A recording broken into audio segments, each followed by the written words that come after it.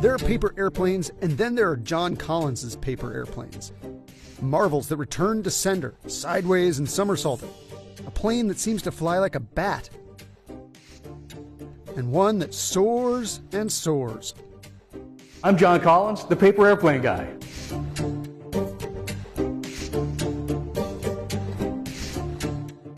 For decades, Collins has been perfecting the art and science of the paper airplane.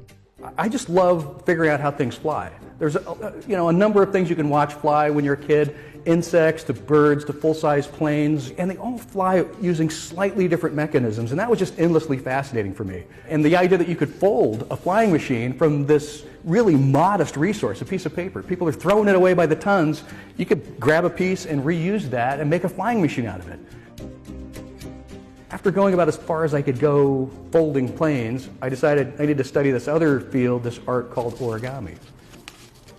So I worked on that for about 10 years, learning what was to learn there, and then took all those folding techniques back to paper airplanes with an idea toward making, a set of really great high-performance planes that if all you had was paper, you could just make some high-performance flying machines.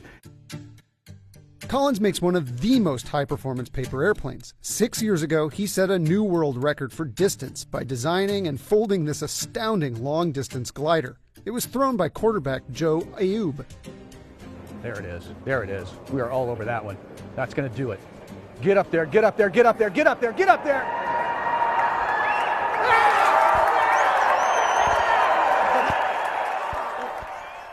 So we broke the distance record. The old record was 207 feet, 4 inches, and we threw 226 feet, 10 inches. We were the first glider to break that 200-foot barrier, to break out and set a distance record. It had all been done with ballistic darts, wings about this wide. Our plane has really wide wings. The old style, you'd throw it at a 45-degree angle and it would just crash into the finish line, just a parabolic arc.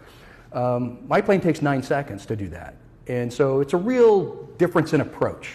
If you watch the world record throw, it gets launched level, climbs on its own, and then really flares and flies for that last third. So it's a real flying machine as opposed to the ballistic dart that could just roll any direction and just kind of crash. Collins stopped by the Wired studio to fly the distance glider and some of the other planes in his new book, The World Record Paper Airplane, and to demonstrate how a humble piece of paper can become any number of thrilling toys in minutes. People always think I have top secret paper here. So all my planes are designed with just regular old 8.5 by 11, 20-pound paper in mind. The basics are the basics. Accurate folding, line up the edges correctly, be really precise about what you're doing. And then overall symmetry is super important. This is going to be the world record plane. It's named after my wife. It's named Suzanne. It starts out with a couple of diagonal folds. A short side of the paper up. We're going to take the top of the page and put it against the side of the page. We're going to make 2 diagonal folds here. So let's practice on the other side, shall we? I'm going to move this corner over, line up the top corner, and then swing this guy into position. And as a double check, I can see where my other diagonal is ending and sweep down that way. Now I've got nice tight corners everywhere, nice sharp creases. We're going to take the right-hand edge just from the creased corner down to where this crease meets the edge of the page, and we're going to lay it against the diagonal fold. We're going to take this creased corner and bring it just to the end of this crease right here. Fold the top down, and now you'll see those diagonal folds on the other side. What you want to do is line up the diagonal folds, the top layer of the diagonal with the very bottom layer of the diagonal on both sides, and that's how you know you're hitting the center of the X dead center. So let's follow the crease on both sides. What I find to be the easiest way to do it is to follow the creases on this side, but if you can see them clearly on the other side and that works for you, go ahead and use it. Flipped over. We're going to take this flap right here and fold it up over those 2 corners, and when we do the next move to fold the plane in half, the whole thing will be locked together. So let's fold from the top all the way down to the center of this edge to fold the plane in half. You can flip it over. And make sure the rear corners and the nose are perfect. The center corners, don't worry so much about. Don't spend a lot of time trying to line those guys up. The rear corners, and make sure you're hitting the nose cleanly. Now, here's the pro way to do it. Makes your wings a little bit wider, makes the plane a more efficient glider. If you start here and don't make the crease, but see, you've got a little triangle that you can see here, made up from this raw edge and the back of the fuselage. If you keep pulling the wing down just until that triangle disappears, that is a much better place to make the wing crease. It makes the tail much broader, gives you much better lifting characteristics. So let's make the other wing match. That should be an easy task. And the most important thing to remember is that every flight is a test flight. You're now a pilot. You're seeing if this thing flies. You're making adjustments to it. Most people think they can't fold a good plane, but the reality is they just haven't adjusted a good plane. So the first thing we do, the wings are drooping like that. We're going to give it what's called positive dihedral angle. Now, dihedral angle, that's just fancy words for the angle the wings are stuck to the body of the plane. And what that does, when you hold onto it where all the layers lock and just lift the leading edge of the wings, now you've got some upward sweep there. And what that does is put the lifting surface up over where all the weight is. So if the plane is flying along and it gets rocked to one side, just like a pendulum, the weight swings back underneath the wings, and that's called dead stick stability.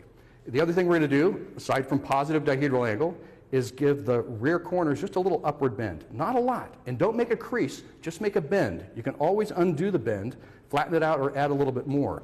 And with all gliders, you're constantly trading height for speed.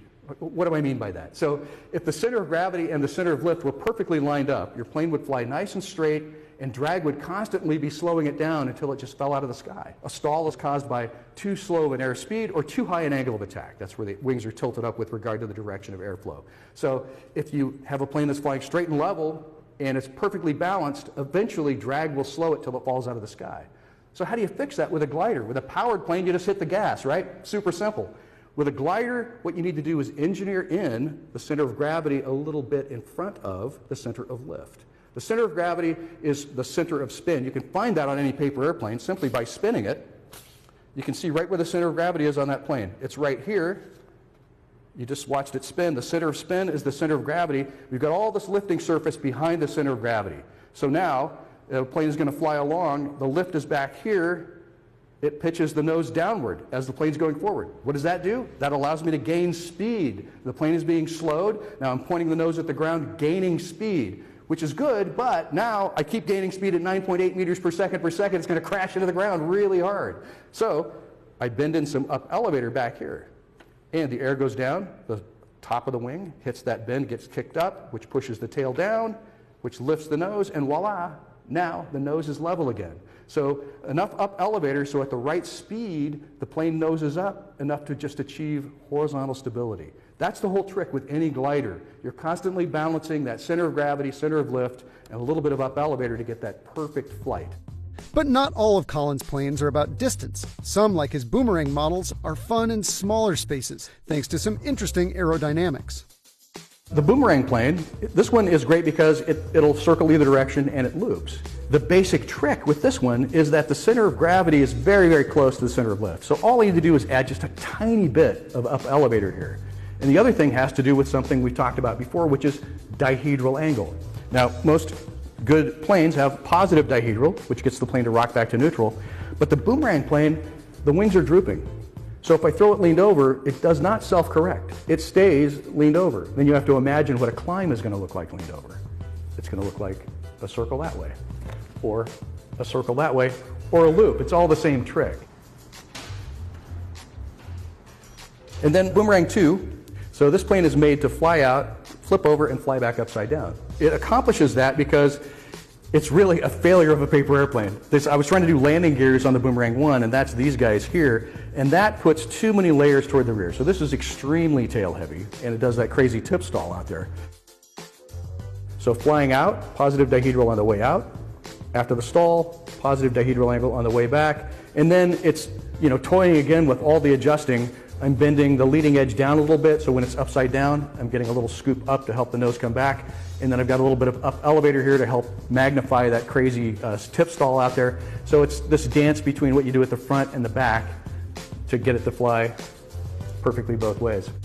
This is a really fun plane called the Bat plane. It was actually a design mistake. It's not what I was going to make. But it ended up doing something really weird when I threw it for the first time. The wings sort of oscillate when you throw it.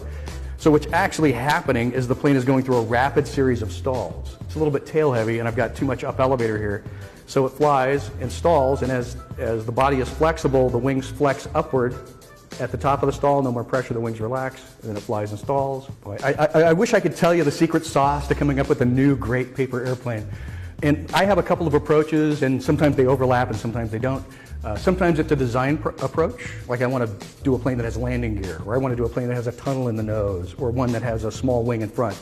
And so you bring sort of the origami skills to bear on that. And so you have to put in the time. And that's what I would say, to learn and compete with a plane, even as simple as this, you do have to put the time in to get to know the material and figure out how it works.